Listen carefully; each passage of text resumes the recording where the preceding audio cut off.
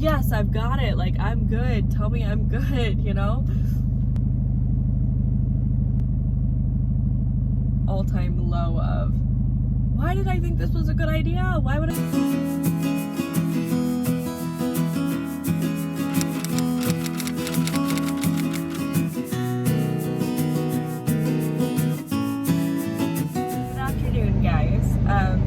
Today I'm going to do my part 2 of my COVID unit hospital stay video. I look like a mess because we are in full swing of life right now. Sparrow starts kindergarten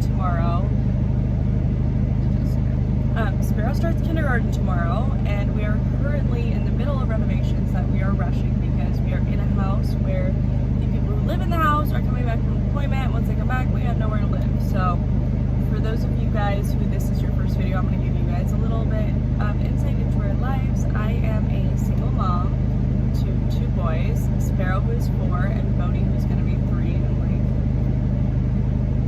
a week. You know, it blew my mind that he's growing so fast. And we own a double-decker bus that we named Florence, and we are renovating it to move into it. Last year we lived in it during the winter time because we had the renovations that we needed at the time to live in it.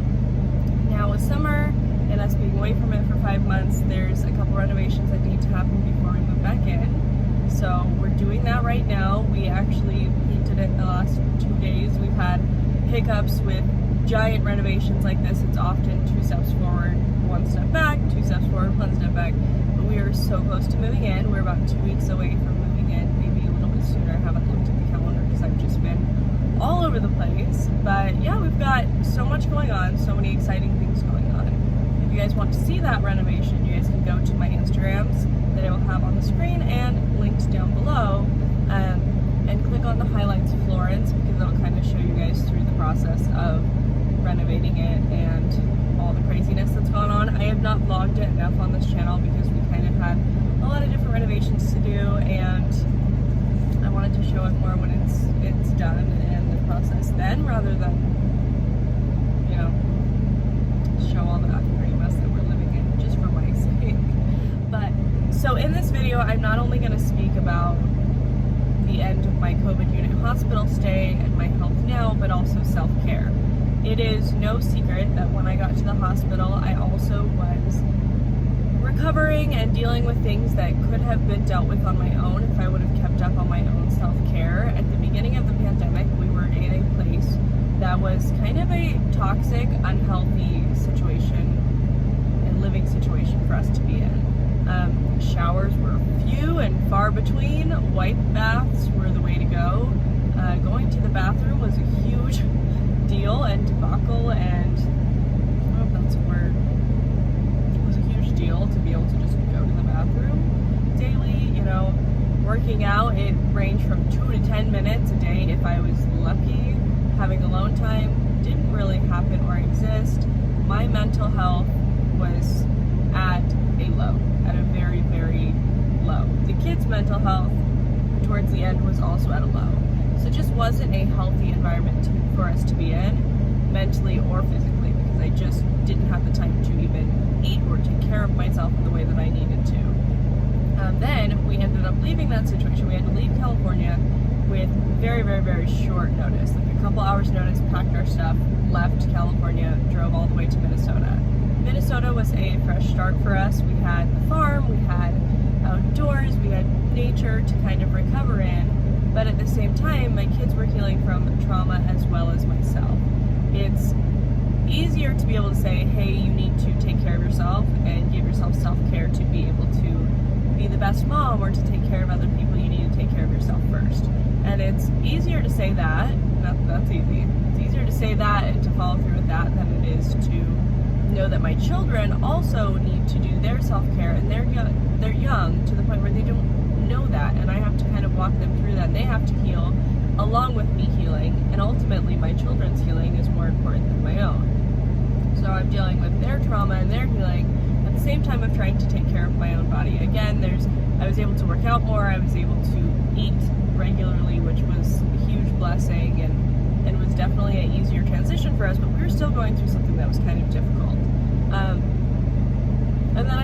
hospital for 5 days for that COVID unit stay. A lot of that, yes, was just my regular health that I was going to deal with anyways, but some of that was definitely based on my self-care and how I was not taking care of my body in the way that I needed to. And I think with this pandemic, a lot of people are in different situations, whether they're not working in their home all the time or they're not in their house at all, or, you know, different kinds of unhealthy situations that we can all be in, and it's hard to really be at an all-time high with your self-care and your mental health in the middle of this. It's not easy.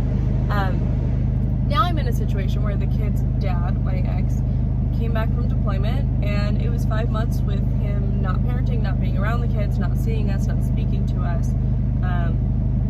And that's also a hard transition in itself too. So we're going from moving back to Oklahoma, living with roommates temporarily while we're waiting, renovating, getting ready for school, and adjusting to now having this extra person who's also trying to parent and communicate and work with us and help us. But it's hard to do that.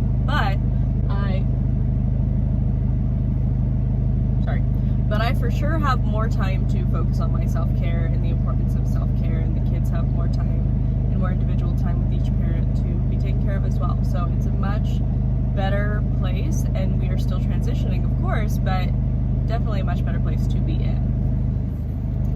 But really quick, before I dive into the rest of my COVID unit stay, I want to talk about self-care. Like I was saying, self-care is very, very, very important. If you do not take care of yourself, it's harder for you to take care of others. If your cup is already on empty and you're in the negatives, how are you going to give to others? Give your time, give your energy, give your patience to your children, give anything. And to be the best that you want to be, you need to take care of yourself first.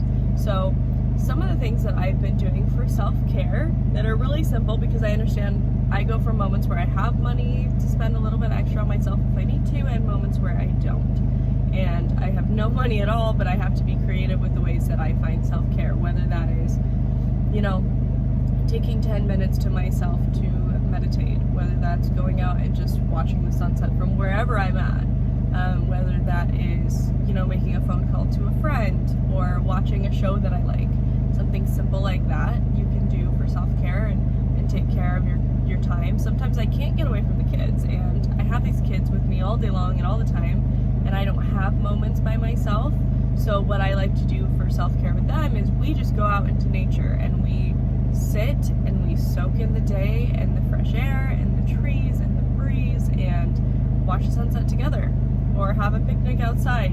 And they find ways to occupy themselves by, you know, picking up sticks or playing or imagining or running the grass, and it helps them get energy out, but it helps me also breathe, and it's something outside of our routine to where we're still together, we're still doing our routine, but it's something different that helps us feel like we're taking care of ourselves. One of my favorite ways of self-care that I used to think was so stupid until about a year or two ago, I started really enjoying and loving flowers. If you guys look at my Instagram, the whole feed is flowers, nature, whatever. And there was a part of the year last year where I went maybe 4 or 5 months where I bought myself a bouquet of flowers once a month. And it was just like, yes, they're gonna die, yes, they're gonna wilt away, but they were beautiful and they're fresh, and it was something that made me happy. You know, like telling yourself, you are special, I'm buying flowers for you, have a good day. You know? But I did recently receive a package from a company that I'm going to speak on really quick. So Rose Forever is a company that's based out of New York, and they're basically these hand-picked, gorgeous, luxurious, beautiful roses that come in many different colors. I will show their website or link their, I'll have their website linked down below, but I will also show it on the screen right now. They come in many different colors and arrangements, and they're hand-picked bouquets of roses that are preserved, and they live like this for up to a year. And so this is like super exciting for me because, as you guys know, I love flowers, but I love the fact that they're preserved to the point where you can have this beautiful arrangement on your nightstand in your home as a decoration, as a reminder, as whatever, for an entire year. I honestly think this would be the most amazing gift for Mother's Day, birthdays, celebrating promotions, any kind of place where you would normally give flowers, this is perfect, because instead of me like buying myself flowers, you know, at the beginning of the month and then within a week they're already wilted and gone, these flowers are going to last an entire year, and I can put them on my nightstand as this beautiful decoration, as this beautiful reminder, as something that's just fresh and uplifting and gorgeous, and they're so beautiful. One thing that I love about this company, Rose Forever, is their prices are really good compared to their competitors. So you are not only like buying these roses that will last an entire year instead of buying something monthly or buying something regularly, but you're buying these roses that will last for an entire year. And when you think about it, their prices are very good and reasonable and great compared to them. Okay, but I'm gonna finally get into my COVID unit hospital stay video.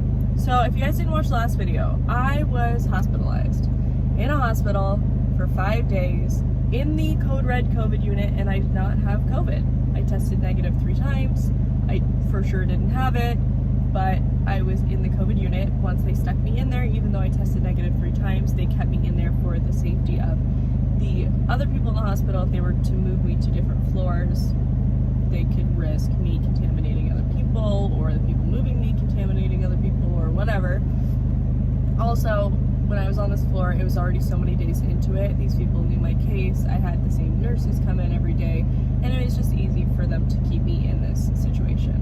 So, while I was there, I felt like an alien. Felt like I was being probed. I was not, obviously, but I felt like I was from Monsters Inc., like I said in the other videos, where that guy's got a sock on his back and people are just jumping on him, scrubbing him down. You know, obviously it wasn't that intense, but it felt like it at times. So I learned a lot of different interesting things while I was in the hospital. I saw a lot of different interesting things and perspectives on the virus. There's things that I didn't know that I learned. There were situations mentally that I didn't understand were going on in that unit. So it was definitely interesting to be in there. I would not have chosen to be in there on my own, but it was an interesting experience. So if you guys want to hear more about that, go to the, gosh, this fly in my hair is annoying. Stop. Okay. Go to that video and check it out, because that's going to give you more information on the COVID side of things. Whereas in this video, I'm just going to kind of speak about what they did to treat me and take care of me and what I know how to do being at the hospital. So, while I was at the hospital, my first day there, because I had chest pain, they started injecting me in the stomach right away. You know what? I'm already getting pain in one side. Let's just keep it there. Well, by the 5th day, it started to hurt a lot for them injecting me in the same side, over and over and over again. It was painful. Don't recommend it. I don't remember why they were giving me those shots. I think that it was for blood thinners, but I'm not 100% sure. I also did orthostatic vitals.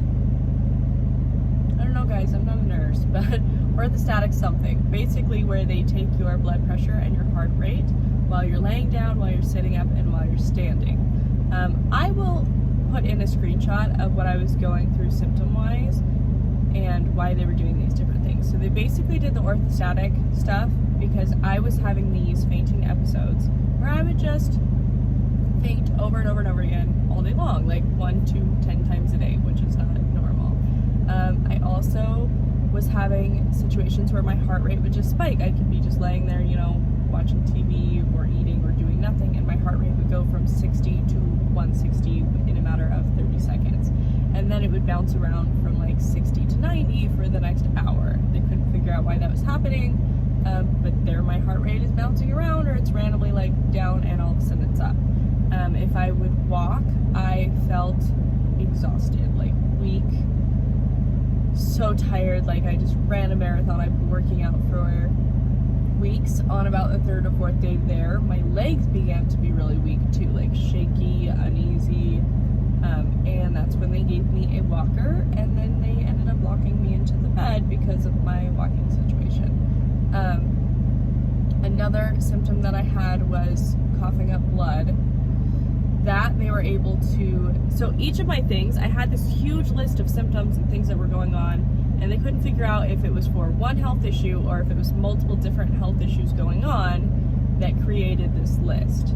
So basically what they did is just run 1,000 different tests, whether it was CT scans, MRIs, they brought in cardiologist, neurologist, anesthesiologist, the endo people, like so many different kinds of specialists, and ran so many different kinds of tests just to basically check things off the list to say, the first thing we were able to check off the list was my coughing up blood.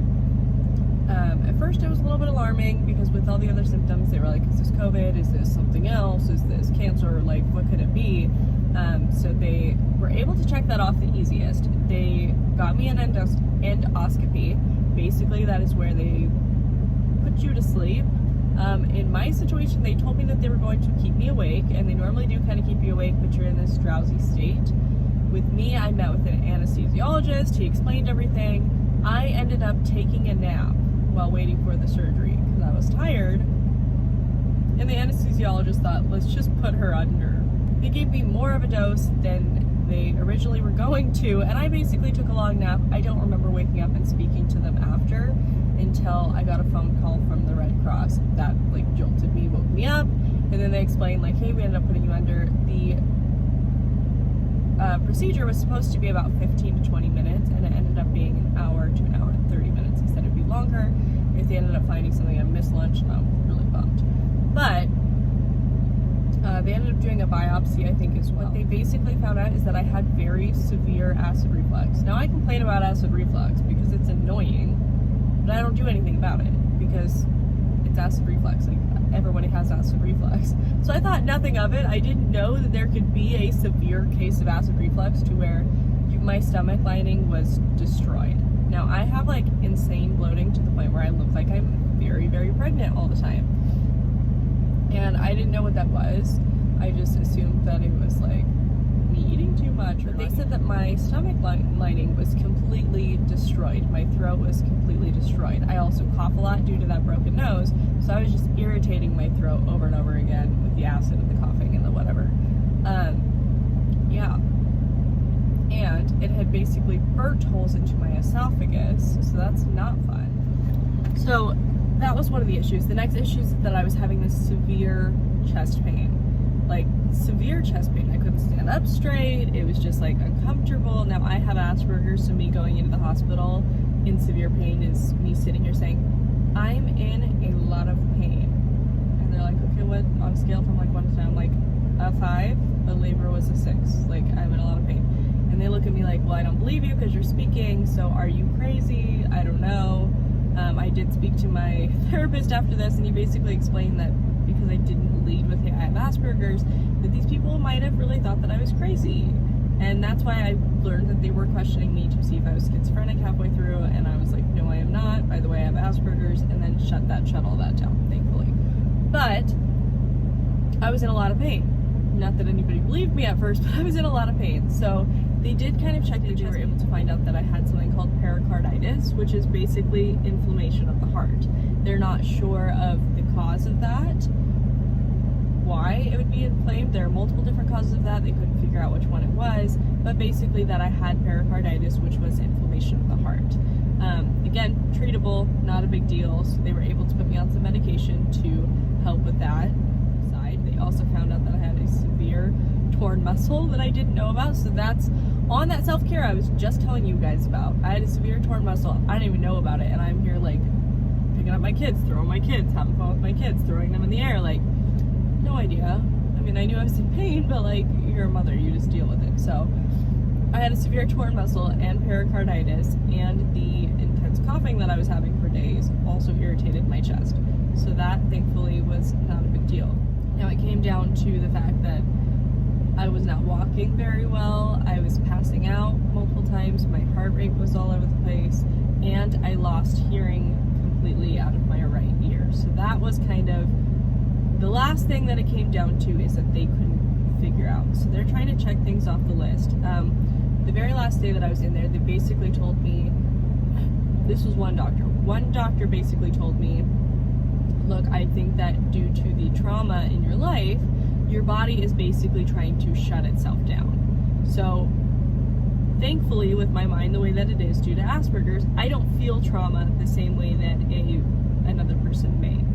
So I could know that I'm in trauma, but for an example, the last time that I was in severe trauma, everybody else is like crying and processing it in every different way that they can, and my thought was, this house is a mess, I'm gonna clean the house. So I clean the entire house, ask everybody how they're doing, make sure the kids are in bed, eat something, take a shower, go to bed.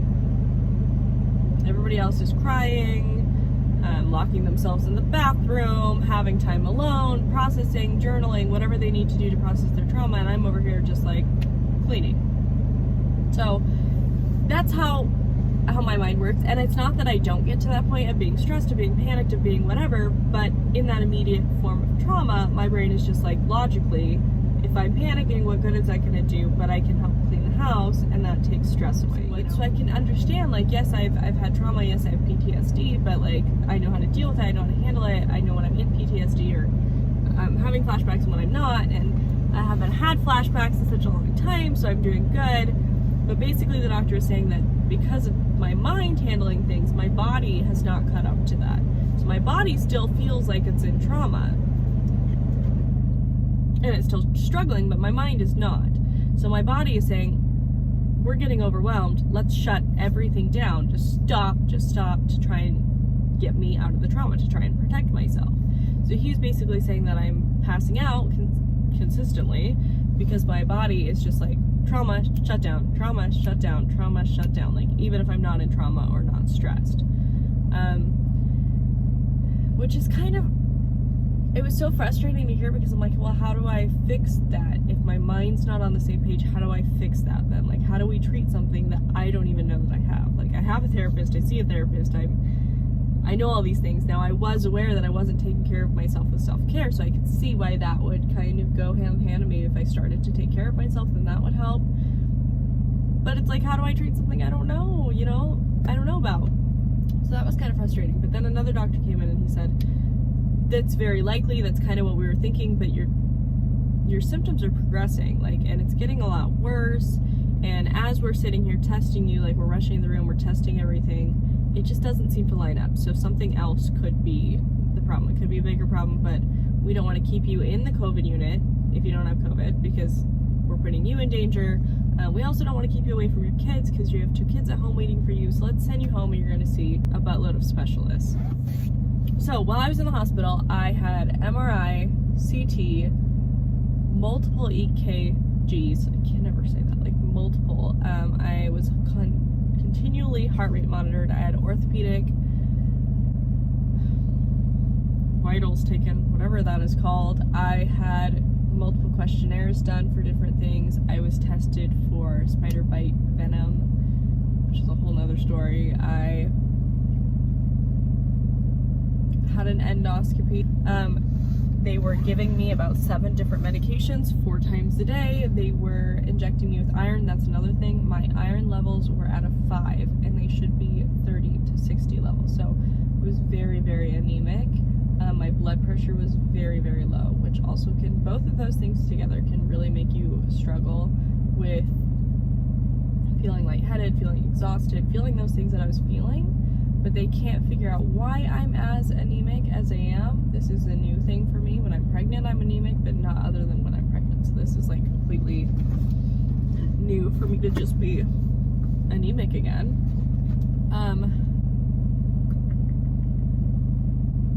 So basically, where do we go from here? I am now out of the hospital. I saw 2 doctors before I left Minnesota. I wanted to make sure that I saw the doctors and kind of touch base before I drove 12 hours and like didn't know if I was going to be able to get a doctor here fast. I went back to Oklahoma, started my life here, called to have a doctor's appointment. I saw a regular doctor, like a family care doctor, and he right away was like, this is a big deal.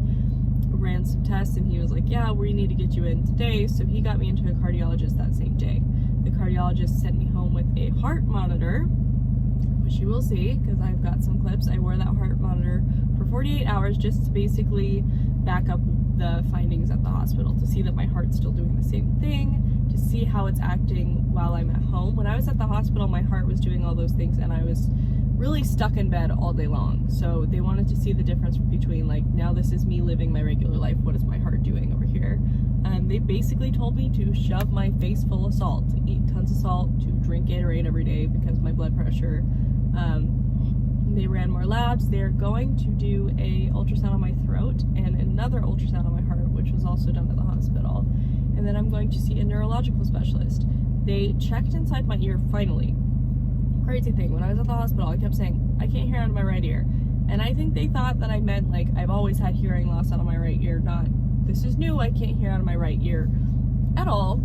So they're now going to finally figure out what's going on with my ear, because I told the last doctor, he said nobody's looked at it, and he said no, nobody's even looked inside of it. So could just be like an ear infection that I don't know. So he looked inside and he's like, no, it looks great on the inside from what I can see, so that might be something neurologically going on, and so bring that up to the neuro specialist when you see them. So still can't hear out of my right ear.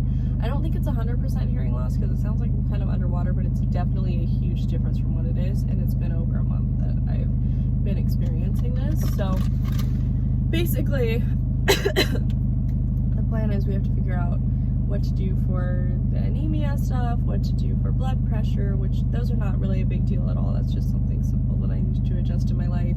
And then the heart rate stuff and the fainting, because fainting is becoming really inconvenient to my life. Thankfully, I have the signs and symptoms of fainting, like I know when it's gonna come, so I'm able to pull over, sit down, do whatever. But they want me to be obviously more careful, especially with being with the kids by myself, and to just making sure that I'm safe and the kids are safe and I'm making good choices and not being stupid with it. And going to the doctor when you need to is a huge part of self-care. I am a huge fan of something terrible, and that is me experiencing health issues and saying, it's not a big deal, I'm gonna ignore it. You know, with the acid reflux, just being like, yeah, I have severe acid reflux, it's really bad, but I'm just gonna ignore it. Like, that's something that I easily could have just fixed on my own. So a big part of self-care is making sure that you're going to your doctor's appointments, getting yourself checked out. If you have an issue, trust yourself, trust your body, trust your intuition, and get it taken care of. It's worth getting it taken care of rather than letting it escalate to the point that you have to be in the hospital. So yeah, I mean, that was my whole experience with COVID, with the hospital, with what I'm going through. The timing is not great, but I'm glad that I am taking care of it, and I hope that it ends up being something that's just fine. But I've got to get going because I have to run back to the bus and do so much work. We have to get a full new roof on today. We have to finish painting by today because it's about to rain. So not today, but like tomorrow. So we've got to get everything prepped for the rain. And then after that, we've decided to take one day off for Sparrow's first day of school and just focus on being excited about his first day of school, and whatever we need to do for that, take a day off of the bus, and then go back and we have to do a full bathroom renovation and install air conditioning all before we get to move back in. So we've got so much to do. I'm excited. I'm really excited to show you guys like the full thing when it's done. We're going to do a tour, and I'm definitely going to vlog everyday life and tiny living and in the bus, but I'm excited to show you guys. And if you guys want to see more of that sooner, just head down to the Instagram, like I said, and check that out, because guys, I really was starting to lose faith in myself. This renovation has taken over a year, and I think with renovations, people don't talk about like the mental and emotional side of it. Like, you go through so many waves of being like, yes, I've got it, like I'm good, tell me I'm good, you know, and then being like all-time low of, why did I think this was a good idea? Why would I spend this much money on a bus? Am I an idiot? Like, why would I buy a double-decker bus and think I could live in it?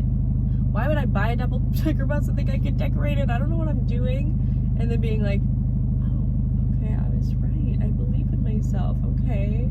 Sorry I doubted you, sister. You know, like, little things like that. So I think now I'm on the up and up with the painting of being like, okay, you don't look too bad. Like, it looked terrible on the outside. I'm pretty sure the neighbors hated us for parking that in the neighborhood for so long like that.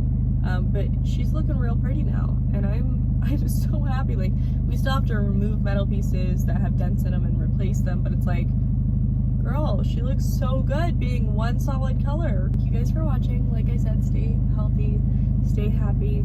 Check out the Instagram. Thank you.